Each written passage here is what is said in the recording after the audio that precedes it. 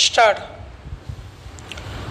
महोदय, नागरिक के पास कोई न कोई ऐसा काम होना चाहिए जिससे वह खुद अपना और अपने परिवार का भरण पोषण कर सके, मगर यह आदर्श स्थिति शायद किसी भी देश में नहीं है। इसलिए जो लोग खुद अपने भोजन का प्रबंध कर पाने में अक्षम हैं, उन्हें भोजन उपलब्ध कराने की जिम्मेदारी सरकारों पर आ जाती है। इसी दायित्व का निर्वाह करने के मकसद से भारत में राष्ट्रीय खाद्य सुरक्षा कानून लागू किया गया था। अब सरकार की संवैधानिक बाध्यता है कि वह किसी को भूखे पेट न सोने दे।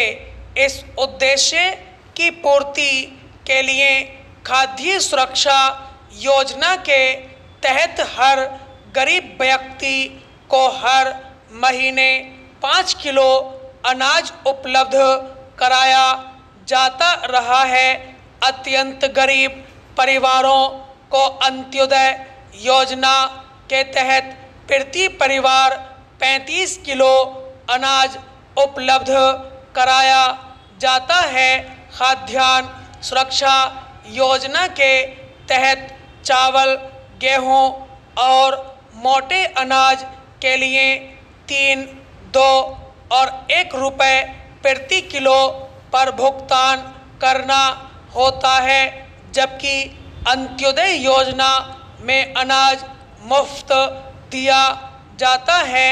कोरोना काल में केंद्र ने प्रधानमंत्री गरीब कल्याण योजना के तहत इन दोनों योजनाओं के अतिरिक्त 5 किलो अनाज मुफ्त उपलब्ध कराना शुरू किया था, जो 7 चरणों में बढ़ते हुए इस महीने ख़त्म हो रही है।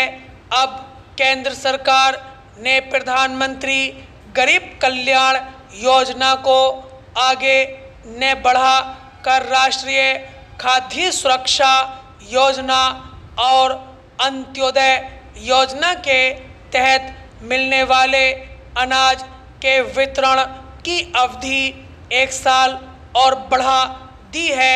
इस अनाज के लिए भुगतान नहीं करना पड़ेगा, यानी मुफ्त राशन उपलब्ध होगा।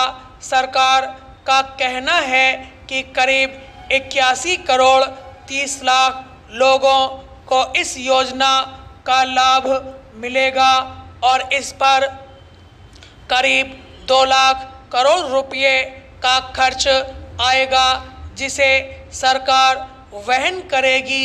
निस्संदेह इससे गरीबों को बड़ी राहत मिलेगी। दरअसल कोरोना के बाद बंदी के चलते हुए सारे लोग बेरोजगार हो गए और बहुतों का काम धंधा बंद हो गया।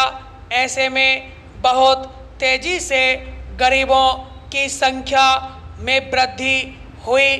उनके सामने 2 वक्त के भोजन का संकट पैदा हो गया।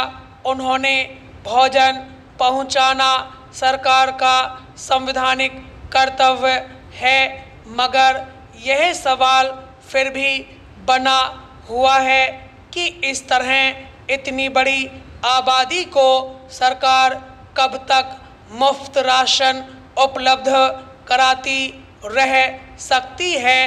जिस देश की आधे से अधिक आबादी मुफ्त के राशन पर निर्भर हो और 2/3 आबादी को पोषण युक्त भोजन उपलब्ध कराने की चुनौती हो, उसे लेकर सवाल उठने स्वाभाविक हैं। पिछले कई सालों से लगातार भारत विश्व भुखमरी सूचकांक में पायदान दर पायदान नीचे खिसक रहा है। अगले साल आबादी के पैमाने पर हम दुनिया का सबसे बड़ा देश बनने जा रहे हैं। स्टॉप।